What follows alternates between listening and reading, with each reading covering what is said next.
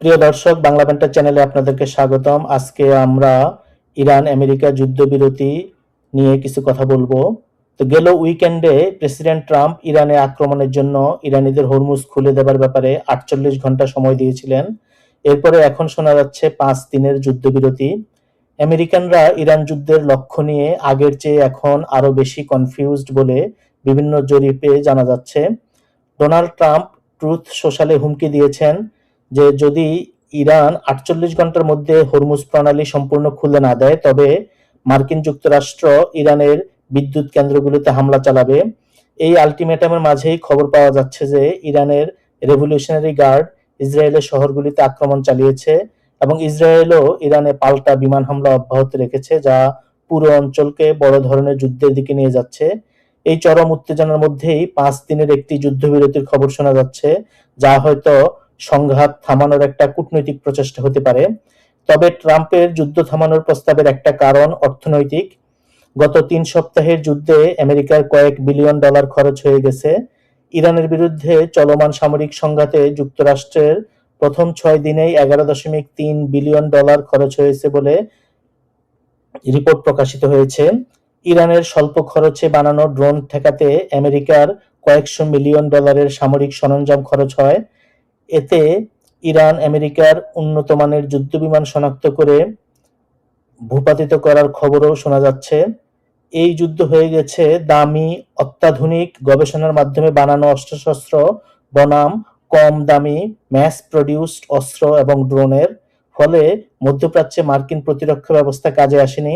উপসাগরীয় দেশগুলিকে রক্ষা করার মার্কিন প্রতিশ্রুতিও এখন হুমকির মুখে। এর মধ্যে যুদ্ধ চালিয়ে যেতে হলে খরচ কে যোগাবে, সেই প্রশ্নটি সামনে আসে।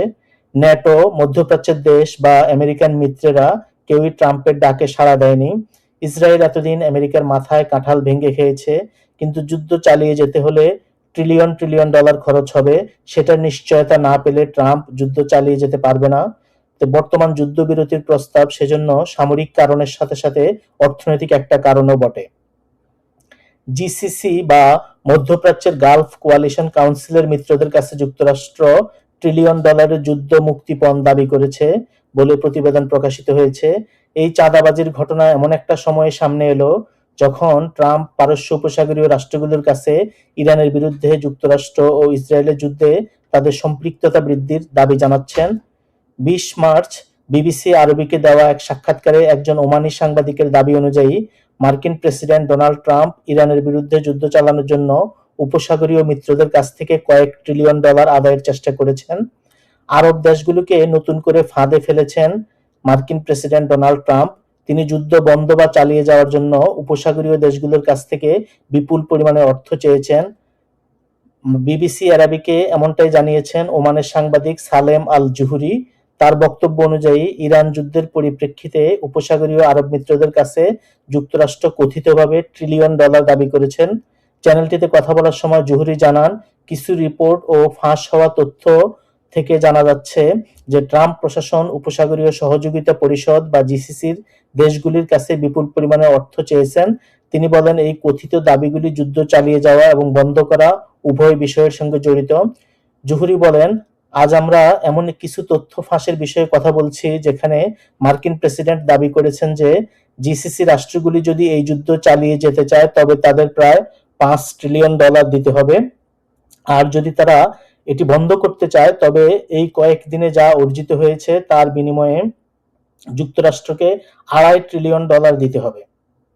জুহুরি আরো দাবি করেছেন যে মার্কিন প্রশাসন উপসাগরীয় দেশগুলিকে সামরিক ও আর্থিকভাবে এই সংঘাতে অংশ নিতে চাপ দিচ্ছে। জিসিসি অবশ্য প্রকাশ্যে ঘোষণা করেছে যে তারা 28 ফেব্রুয়ারি ইসরায়েল ও যুক্তরাষ্ট্র কর্তৃক শুরু করা যুদ্ধের বিরোধিতা করে। তারা যুক্তরাষ্ট্রকে হামলা চালানোর উদ্দেশ্যে নিজেদের ভূখণ্ড ব্যবহারের অনুমতি দেওয়ার বিষয়টিও অস্বীকার করেছে। তবে এমন প্রমাণ সামনে এসেছে যে মার্কিন বাহিনী উপসাগরীয় ভূখণ্ড থেকে রকেট নিক্ষেপ করেছে এবং ইরানের উপর বোমা হামলার উদ্দেশ্যে মার্কিন যুদ্ধবিমানগুলো উপসাগরীয় আকাশসীমা অতিক্রম করেছে। ইরানের অভ্যন্তরে অনুরূপ লক্ষ্যবস্তুতে মার্কিন হামলার জবাবে ইরান উপসাগরীয় রাষ্ট্রগুলির বিভিন্ন লক্ষ্যবস্তুতে, যার মধ্যে তেল ও প্রাকৃতিক গ্যাসের অবকাঠামো অন্তর্ভুক্ত, হামলা চালিয়ে পাল্টা জবাব দিয়েছে। তো হরমুজ প্রণালী বন্ধ হয়ে যাওয়ার ফলে উপসাগরীয় রাষ্ট্রগুলো তাদের তেল উৎপাদনে ব্যাপকভাবে কমিয়ে দিতে বাধ্য হয়েছে, কারণ এই কৌশলগত জলপথ দিয়ে তারা আর তেল রপ্তানি করতে পারছে না। তেল ও গ্যাসের রাজস্ব এবং পর্যটন খাত থেকে আয় হারানোর ফলে সংযুক্ত আরব আমিরাত, কাতার, সৌদি আরব এবং বাহরাইনের অর্থনীতিতে মারাত্মক ক্ষতি সাধিত হয়েছে। তো উপসাগরীয় অঞ্চলে 4টি বৃহত্তম রাষ্ট্রের মধ্যে 3টি তাদের সভরিন ওয়েলথ ফান্ড বা সার্বভৌম সম্পদ তহবিলের মাধ্যমে বিশ্বজুড়ে করা ট্রিলিয়ন ডলারের বিনিয়োগগুলি পুনর্বিবেচনা করছে। এই বিনিয়োগের মধ্যে সেই $1.2 ট্রিলিয়ন অন্তর্ভুক্ত রয়েছে, যা 2025 সালের মে মাসে প্রেসিডেন্ট ট্রাম্পের এই অঞ্চল সফর করার পরে তারা প্রতিশ্রুতি দিয়েছিল। এমত অবস্থায় গালফের দেশগুলি $2.5 ট্রিলিয়ন বা $5 ট্রিলিয়ন প্রস্তাবে রাজি হচ্ছে না, যে কারণে 5 দিনের যুদ্ধবিরতি চেয়েছেন বলে অনেকে মনে করছেন। 5 দিন পরে যদি যুদ্ধ আর কন্টিনিউ না করে, তাহলে অবাক হবার কিছু থাকবে না, কারণ যুদ্ধ অনেক বড় অর্থনৈতিক কমিটমেন্ট। আর্থিক নিশ্চয়তা না থাকলে ট্রাম্পের মতো ব্যবসায়ী ইরানের সাথে দীর্ঘমেয়াদী যুদ্ধে জড়াতে চাইবে না। এদিকে $5 ট্রিলিয়ন অনেক টাকা। যখন আরব দেশের অর্থনীতিতে বিশাল ধাক্কা লেগেছে, সেই সময় তারা $5 ট্রিলিয়ন দিতে চাইবে না, এটাই স্বাভাবিক। আবার এই যাবৎ যে খরচ হয়েছে সেটার জন্য যে ট্রাম্প $2.5 ট্রিলিয়ন চাচ্ছেন, সেটাও খুব কম টাকা নয়। $2.5 ট্রিলিয়ন দিতেও তারা হয়তো রাজি হচ্ছে না। তো এইসব নেগোসিয়েশন হয়তো এখন চলছে, সে কারণে আগামী 5 দিন যুদ্ধবিরতি চলছে। তো দেখা যাক কি হয়। আশা করি যে যুদ্ধবিরতির মধ্য দিয়ে এই ইরান যুদ্ধের সমাপ্তি ঘটবে। Thank you.